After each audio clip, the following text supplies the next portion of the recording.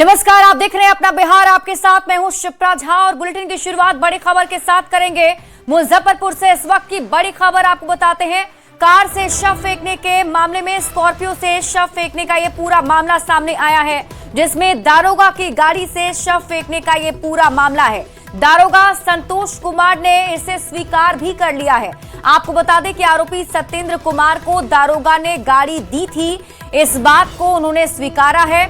परिवार वालों को सत्येंद्र पहुंचाता था, दारोगा ने यह भी बताया।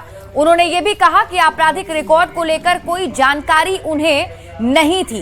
तो इस वक्त की बड़ी खबर आपको बता रहे हैं, जिस गाड़ी से शव फेंका गया था, दारोगा संतोष कुमार उस गाड़ी के मालिक हैं और उनसे सवाल जब पूछा गया तो उन्होंने इसे स्वीकार किया और उन्होंने कहा कि परिवार वालों को सत्येंद्र पहुंचाया करता था, उसके आपराधिक रिकॉर्ड को लेकर कोई जानकारी नहीं है। ठीक है, जाइए आप जाइए। तो बड़ी खबर आपको बता रहे हैं, इस पूरे मामले में देखिए फिलहाल कार्रवाई की जा रही है और जिस गाड़ी से शव को फेंका गया था उस गाड़ी के मालिक दारोगा संतोष कुमार ने भी ये जानकारी दी है। गाड़ी से आपके सब फेंका गया है महिला का। गाड़ी जांच का विषय है। गाड़ी के बारे में गाड़ी जांच का उसका जांच में जो आता है उसके बाद ही पता चलेगा क्या दिए हुए थे गाड़ी। गाड़ी एक सत्येंद्र कुमार वहाँ थे, वो मेरे फैमिली उमली को पहुँचाने के लिए कभी कल आया जाया करता था, तो कभी कभी लेट हो जाता था तो गाड़ी उसी के घर पे रह जाता था। बस यही बात। कैसे वहाँ कैसे उसको आप वहाँ रहे हुए हैं क्या? नहीं, वहाँ करताहा थाना में हम 2 साल पहले रहे हुए हैं। करताहा थाना में हम लगभग 8-10 महीना रहे हैं। बस यही। तो उसे कैसे जान पहचान हुआ? उसे पहचान कभी काल आया जाया करता था, थाना पे आया जाया करता था, उसी से पहचान हुआ। ससुराल भी है आपका वहाँ? हाँ, वहाँ हमारा ससुराल है बगल में। अच्छा। बगल में लालगंज में ससुराल है। जो व्यक्ति है उसका क्या है, कोई क्रिमिनल रिकॉर्ड वगैरह है? नहीं, ये हम नहीं कह सकते हैं, उसको तो जांच का पहले भी वो व्यक्ति जो है आपकी गाड़ी लेकर जाया करता था? हाँ, पहले अपना शादी से पहले उसका शादी से पहले से वो गाड़ी कभी कभी ले जाता, हम खुद बुला के अपना भेज देते फैमिली उमली को। अच्छा, ये जो गाड़ी ले गए थे इसकी सूचना आपको मिली थी कि नहीं पहले की जो गाड़ी बीते दिनों यूज किया गया था? नहीं, इसकी सूचना हमको नहीं थी। नहीं, ये था कि ससुराल से हम कुछ कहीं काम से जा रहे हैं सर, 2-3 दिन पहले ले गया था। और फिर क्या हुआ कल, उसके बाद हमको कुछ सूचना ही हमको पता चला। बिहार के सोनपुर में एक नवविवाहिता की लाश उसके घर पर फेंक दी गई हत्या करने के बाद, और वो भी जो उसमें एक स्कॉर्पियो का इस्तेमाल किया गया, वह स्कॉर्पियो एक पुलिसकर्मी का निकला, यानी एक दरोगा का निकला। और वह दरोगा मुजफ्फरपुर में तैनात है, संतोष कुमार रजक, जो मुजफ्फरपुर के पानापुर करियात थाना में तैनात है। और अब जो सबसे बड़ी खबर निकलकर सामने आ रही है, जो हमने संतोष कुमार रजक से बात की है तो उन्होंने बताया है कि उन्हें इसके बारे में कुछ भी जानकारी नहीं थी, लेकिन जो आरोपी पति यानी सरिता का जो आरोपी पति। और इस वक्त की बड़ी खबर आपको बताते हैं, सारण से बड़ी खबर। कार से शव फेंकने का मामला, सोनपुर पुलिस ने बड़ा दावा किया है। सोनपुर पुलिस ने गाड़ी की पहचान का दावा किया। ग्रामीण एसपी ने इसे लेकर बयान दिया है। हरिहरनाथ थाना इस पूरे मामले की जांच कर रही है। आपको बता दें कि इस मामले में एफआईआर दर्ज कर कार्रवाई की जा रही है। और जैसा कि हमने आपको बताया कि कार की पहचान कार मालिक की कर ली गई है और हमने आपको वो बयान भी सुनाए जिस दारोगा का ये कार बताया जा रहा है। उन्होंने बताया कि हाँ, उस गाड़ी का इस्तेमाल परिवार वालों को ले जाने के लिए सत्येंद्र करता था, लेकिन उन्हें उसके आपराधिक रिकॉर्ड के बारे में कोई जानकारी नहीं थी।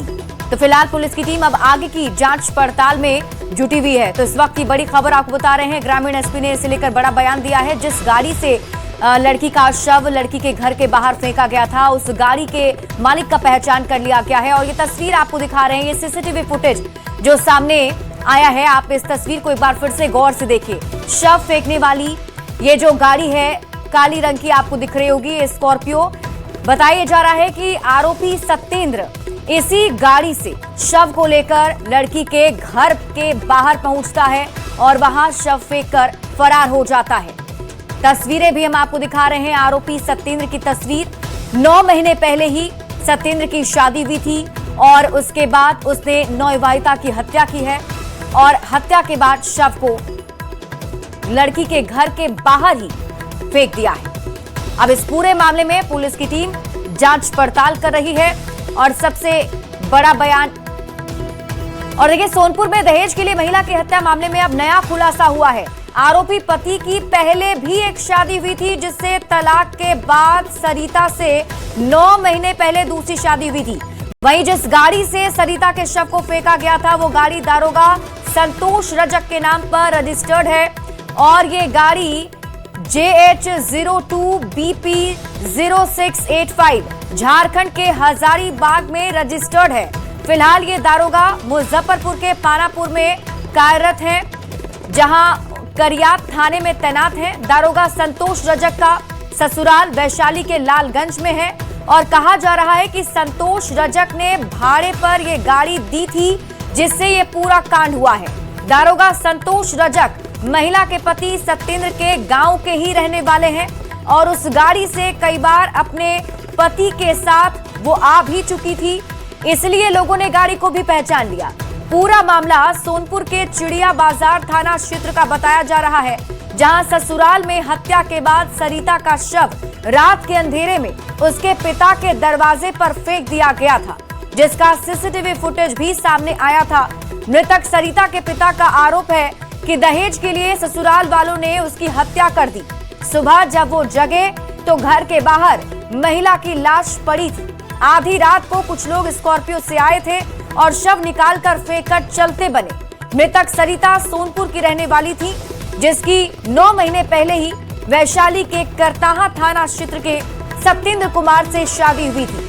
सरिता के पिता ने अपनी औकात से ज्यादा दहेज भी दी थी और जमीन रजिस्ट्री के लिए 8 लाख रुपए भी दिए थे, लेकिन सरिता के ससुराल वाले 3 लाख रुपए और मांग रहे थे। आरोप है कि इसी 3 लाख के लिए सरिता की गला दबाकर हत्या कर दी गई और शव को उसके ही पिता के दरवाजे पर फेंक दिया गया। अब पुलिस ने पूरे मामले की पड़ताल शुरू कर दी है। पूरे मामले में एक और बड़ा खुलासा हुआ है। सत्येंद्र कुमार ने पहली पत्नी को तलाक देने के बाद सरिता से दूसरी शादी की थी। तो बड़ी खबर आपको बता रहे हैं और ये बड़ा खुलासा इस पूरे मामले में हुआ है, जिससे बताया जा रहा है कि आरोपी सत्येंद्र पहले से शादीशुदा था। पहली पत्नी को तलाक देने के बाद 9 महीने पहले आरोपी सत्येंद्र ने सरिता से शादी की थी। पिता का कहना है कि उन्होंने अपनी औकात से बढ़कर दहेज भी दिया, लेकिन बार बार 3 लाख रुपए की मांग की जा रही थी, जिसे नहीं देने पर ही हत्या की गई है। ये आरोप लगाया जा रहा है सरिता के परिवार वालों की तरफ से।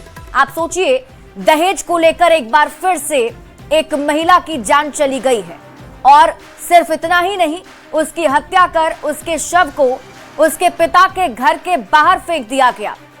आरोपी सत्येंद्र, और हम आपको लगातार ये तस्वीर भी दिखा रहे हैं आपकी टीवी स्क्रीन पर। एक तरफ आरोपी की तस्वीर है जो आप देख पा रहे होंगे और दूसरी तरफ ये सीसीटीवी फुटेज, ये वो फुटेज है जो बताता है कि इस तरीके से सरिता की हत्या की गई और उसके बाद इस गाड़ी पर लादकर उसे उसके पिता के घर के बाहर ले जाया गया और उसकी लाश को वहां फेंक दिया गया। सुबह जब सरिता के पिता सोकर उठे, घर से बाहर निकले, तो उन्होंने वहां पर देखा कि उनकी बेटी का शव है। हम आपको वो गाड़ी नंबर भी दिखा रहे हैं। झारखंड की ये गाड़ी बताई जा रही है हजारीबाग में रजिस्टर्ड है और यह भी बताया जा रहा है कि इस गाड़ी के जो मालिक हैं वो संतोष रजक हैं, जो एक दारोगा हैं और फिलहाल मुजफ्फरपुर में तैनात हैं। जानकारी ये मिल रही है कि वैशाली के वो रहने वाले हैं और उन्हीं के गांव का ये आरोपी सत्येंद्र भी बताया जा रहा है। दारोगा ने ये बात भी बताई कि वो इस गाड़ी को भाड़े पर चलाते थे और इस गाड़ी का इस्तेमाल सत्येंद्र करता था उनके परिवार को लाने और ले जाने में। और जिस दिन, क्योंकि कई बार सत्येंद्र इस गाड़ी से लेकर सरिता को उसके मायके भी पहुंचा था, इसलिए लोगों ने उस गाड़ी की पहचान कर ली। जोर देने वाली घटना सामने आई जब 9 माह पहले शादी ब्याही गई एक लड़की की हत्या कर शव को उसके घर के बाहर फेंक दिया गया। अभी मैं उसी जगह पे मौजूद हूँ जहाँ पे देर रात स्कॉर्पियो पे सवार कुछ लोगों ने उस लड़की का शव जो है उसके घर के ठीक सामने आकर फेंक दिया और उसके बाद वो फरार हो गए। जिसके बाद से आप देख सकते हैं कि ये वो जगह है और यही वो सामने घर है और इसके ठीक सामने जो ये घर है, इस घर में सीसीटीवी लगा हुआ है जिसमें ये पूरी घटना जो है वो कैद हो गई है। ये वो घर है, चूंकि स्कॉर्पियो जो है वो आगे जा नहीं सकता था। यहाँ पे एक दीवार लगा है, जिसके बाद उनका वो सामने आप देख सकते हैं किस तरह से वो सामने वो घर है। तो आप वो समझ सकते हैं कि परिजनों में उसके बाद जब सुबह वो लोग देखे कि उनकी बेटी का शव उनके घर के ठीक सामने पड़ा है, जिसके बाद परिजनों में कोहराम मच गया। और बताया ये जा रहा है कि 9 महीने पहले जो है वो धूमधाम से उन्होंने अपनी बेटी की शादी की थी और यही वो घर है। देखिए अब शव का अंतिम संस्कार जो है वो किया जा चुका है और घर में कोहराम मचा हुआ है। महिलाएं जो है वो चित्कार रो रही हैं और ये बताया जा रहा है कब शादी हुई थी? 6 महीना हो गया। अच्छा, हाँ, तो क्या मतलब क्यों ऐसा घटना किया गया है? ये दहेज प्रथा के लेके और उसके बाद में वो लड़कावा जो था ना, बगल के कोई औरत है, उससे मैं उससे अच्छी चल रहा था। हाँ, जिस स्कॉर्पियो से आया है वो बताया जा रहा है कि किसी पुलिस का है। जी सर, किसका है? वो किसी कोई पुलिस थी में था, दरोगा जी थे काटहा के। अच्छा, वो अब शायद मुजफ्फरपुर में तैनात है। अच्छा, झारखंड नंबर उनका गाड़ी था, वो गाड़ी से बच्चिया को लेके आते थे, जाते थे। अच्छा, उस गाड़ी से यहाँ आती थी? जी हाँ, वो गाड़ी से आते थे। अच्छा, तो आप गाड़ी पहचान लिया? जी हाँ, गाड़ी पहचान, वही गाड़ी। तो आप माँ है क्या उनकी? माँ है क्या? मतलब कैसे ये सब हो गया इतना? बताई थी आपकी बेटी? कुछ भी नहीं बताए थे हमें। कहाँ हंसी खसी में पूछते थे कि कुछ बात है कि नहीं मम्मी जी ठीक है, सब ठीक है। रात 9 बजे तक हमारे बाबूया से बतियावे किए थे। उसके बाद क्या हुआ तो हमें पता नहीं। हमारे बाबू की रात में बात हुआ था ना? हाँ ठीक थी? हाँ ठीक थी, अब बतिया रही थी बहुत अच्छा से। कुछ टेंशन का बात नहीं बताई? नहीं, कुछ नहीं बात क्या किया हमें कोई बता नहीं। हम बाबू के बाद हम इंसाफ चाहिए। तो देखिए, ये इस दर्द को समझा नहीं जा सकता है। जिस माँ ने अपनी बेटी की शादी की थी, उस बेटी को घर के सामने ही जो आरोपी लोग हैं, जो ससुराल के लोग हैं, पति हैं, वो फेंक कर चले जाते हैं। तो जब इन लोगों की नींद खुलती है तो उसके बाद से बेटी का शव जब घर के सामने देखते हैं तो परिजनों में कोहराम मच जाता है। आप समझ सकते हैं इनके दुख का आलम क्या होगा। ऐसे में एक बड़ा सवाल है कि क्या कब तक आखिर दहेज की बलि बेदी पर बेटियां जो है वो चढ़ती रहेंगी और कब तक उन्हें एक वैसे दरिंदों को सजा मिलेगी। फिलहाल पुलिस जो है इस पूरे मामले की तफ्तीश में जुट गई है, लेकिन कहीं ना कहीं एक नया एंगल जो है इस मामले में आया है कि जो पुलिस जिस गाड़ी का इस्तेमाल किया गया था वो पुलिस पदाधिकारी की है। ऐसे में देखना होगा कि पुलिस क्या कुछ कार्रवाई करती है। प्रफुल्ल कुमार, न्यूज़ 18, सोनपुर। और देखिए, सरिता की मौत पर सैकड़ों सवाल हैं। सवाल ये कि आरोपी पति सत्येंद्र की गिरफ्तारी में देरी क्यों हो रही है। सवाल ये, दारोगा की निजी गाड़ी से कैसे फेंका गया शव। सवाल तो ये भी पूछा जा रहा है कि गाड़ी के मालिक दारोगा संतोष पर एक्शन कब लिया जाएगा। और न्यूज़ 18 ये सवाल पूछता है, सारण पुलिस ने क्यों नहीं दिखाई गंभीरता। शादी के 9 महीने बाद हत्या, पुलिस इतनी सुस्त क्यों है। इस पूरे मामले के खुलासे होने के बाद भी अब तक आरोपी गिरफ्त से बाहर है। और सवाल यह भी पूछा जा रहा है कि जघन्य हत्या के मामले में पुलिस इतनी सुस्त क्यों है। दारोगा संतोष रजक से अब तक पूछताछ क्यों नहीं की गई है। ये वो तमाम सवाल हैं जो इस मामला के सामने आने के बाद उठ रहे हैं और इन सवालों के जवाब पुलिस प्रशासन को देने होंगे। तो बड़ी खबर आपको बता रहे हैं और लगातार हम आपको तस्वीरें दिखा रहे हैं और इस खबर के बाद उठते वो सवाल। न्यूज़ 18 भी ये सवाल पूछता है कि आखिर कब तक कार्रवाई होगी और कब पीड़िता को इंसाफ मिलेगा। बढ़ते हैं आगे और बात अगली खबर की। पटना में नीट की तैयारी कर रही जहानाबाद की छात्रा की मौत मामले में अब पुलिस की तरफ से बड़ा बयान आया है।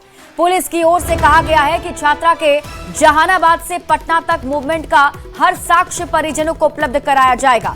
शंभू गर्ल्स हॉस्टल से लेकर सभी हॉस्पिटल तक के सीसीटीवी फुटेज भी आ गए हैं और परिजनों को उपलब्ध कराया जाएगा। पुलिस की ओर से दावा किया जा रहा है कि आज से कल तक फॉरेंसिक रिपोर्ट भी आ जाएगी और पटना एम्स की फाइनल रिपोर्ट आने के बाद कल तक पूरे मामले का खुलासा कर दिया जाएगा और इस पूरे कांड की नए सिरे से जांच और जल्द इसका सच भी सामने लाने के लिए एसआईटी के सदस्यों के साथ आईजी जितेंद्र राणा और एसएसपी कार्तिकेय शर्मा भी शंभू गर्ल्स हॉस्टल में पहुंचे हैं।